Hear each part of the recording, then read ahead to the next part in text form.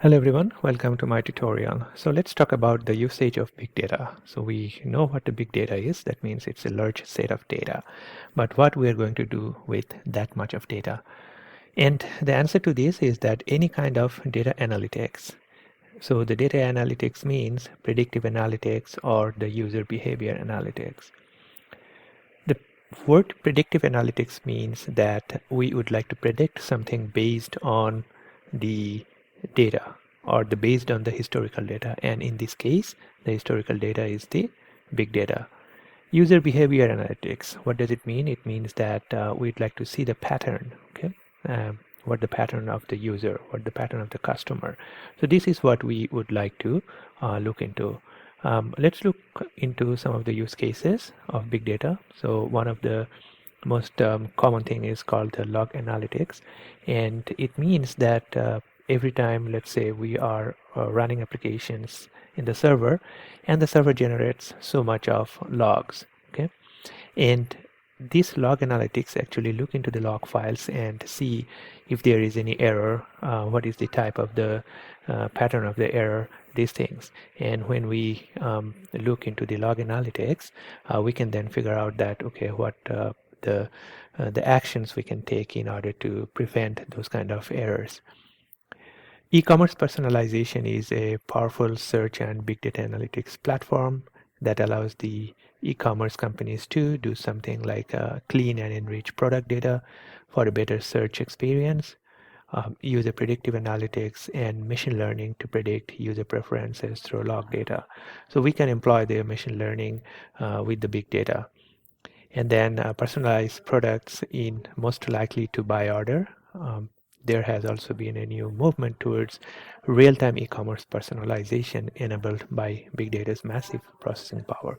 So let's say that you would like to buy a book in Amazon named Hadoop, and whenever you are selecting a particular book, and then it will bring you automatically some other same kind of book. So let's say book about Python, book about machine learning, these things.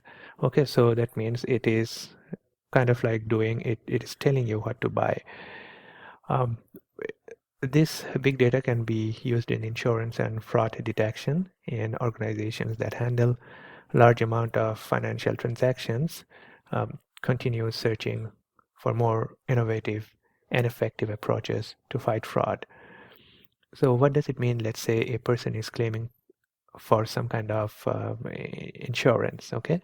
Now with the fraud analysis tool, we are going to look into the person's history, not within only his company, his insurance company, but we can look into other insurance companies what the trend of that person's of claiming insurance.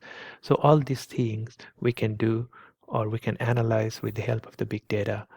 And so with big data also technologies, billions of billing and claim records can be processed and pulled into a search engine so that investigators can analyze individual records by performing intuitive searches on a graphical interface. Okay, and predictive analytics and machine learning capabilities enable a big data platform for fraud detection to provide automatic red flag alerts as soon as it recognizes a pattern that matches a previously known fraud scheme.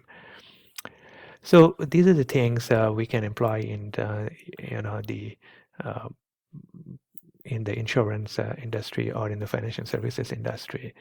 Also, we can do the personalized treatment, patient admissions, prediction, and practice management and optimization are the most popular big data use cases among healthcare organizations. So what we are going to do is that we are going to get a large population and input their data, and we can analyze the pattern. Let's say someone has a diabetes, and then what can be coming after the diabetes, or for this type of the patients with diabetes, what can be the